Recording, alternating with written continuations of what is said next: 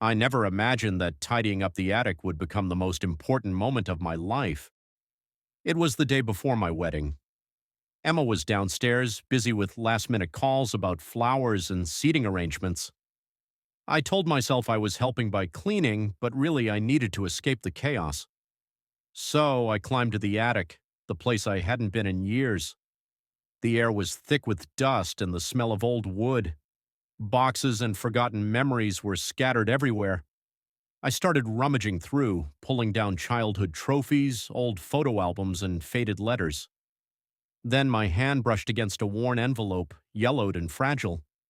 My name was written on it in my mother's handwriting. My mother had passed away 5 years ago, too soon suddenly. We never got to say goodbye properly. Now here was a letter from her, addressed to me, dated just a week before the wedding she never got to see. My heart pounded as I carefully opened it. "My dear son," the letter began, "if you're reading this, it means you are standing on the edge of something new, marriage. I'm not there with you, but I want you to hear my heart. Marriage isn't about perfection. It's about courage, truth, and vulnerability. There will be days you want to run away, but marry because you love, not because you fear being alone." I sank to the dusty floor, the words hitting me like a tidal wave. I'd always thought I was ready for this step. Now doubt crept in. Was I really prepared? Was I marrying Emma for the right reasons? That night, Emma noticed something was wrong. Over dinner, she asked gently, "What's going on?" I hesitated, then handed her the letter. We read it together in silence. "So, what do you think?" she asked, searching my eyes.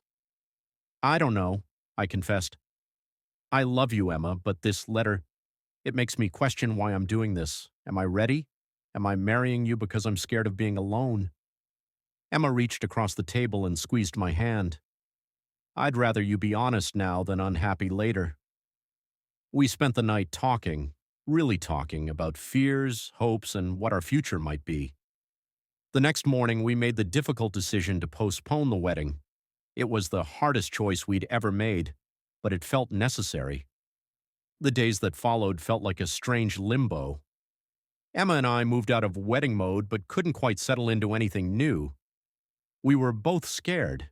Scared of what this pause meant, scared of facing what we'd avoided for so long. I threw myself into therapy. At first, it was just to quiet the noise in my head, the guilt over Mom, the fear that I was failing somehow. But as the weeks passed, I began to unravel parts of myself I hadn't dared look at before. One afternoon, Emma came with me. I was hesitant, but she wanted to understand, to be part of the healing. The therapist asked me about my mother. I choked up. "She was everything to me," I said. "Losing her was like losing the ground beneath my feet. I never got to say goodbye. I never told her I was scared." Emma squeezed my hand. "You don't have to be scared anymore." That night, we sat in the quiet of our apartment, the city lights twinkling through the window. I reached for the letter again. "I keep wondering," I said, "what Mom meant about marrying because of love, not fear. Have I been afraid all this time?" Emma looked at me with tears in her eyes. "I love you for who you are, scared, hopeful, everything. But you have to love yourself first." It wasn't an easy road. There were fights, moments when doubt crept back in. But slowly I learned to open up, to trust, to hope. Nearly a year after that letter found me in the attic, I was standing in the same park where Emma and I had our first date. The sun was warm on my face and my heart was pounding, but this time it wasn't fear, it was love. I knelt down, took Emma's hand, and said, "I'm ready. Not because I'm scared, but because I choose you." She smiled through tears, and in that moment, I felt my mother's presence, soft and strong, like a gentle whisper guiding me forward. The morning of the wedding arrived with a quiet calm I hadn't felt the year before. The sun spilled gold through the curtains, and the air was filled with the scent of fresh flowers and anticipation. I carried my mother's letter folded carefully in my jacket pocket, a talisman of the journey I'd taken, the love I'd rediscovered. Emma was radiant, her eyes shining with joy and a little nervous excitement. As I watched her walk down the aisle, memories of the letter and everything we'd been through flooded me. The vows we exchanged were more than words. They were promises forged in honesty, pain, and hope. "I promise to love you not out of fear, but with all my heart," I whispered. "To be honest, to grow, and to cherish every moment with you." Emma smiled, tears streaming down her cheeks. "I promise to stand by you, to listen, and to love you for all that you are."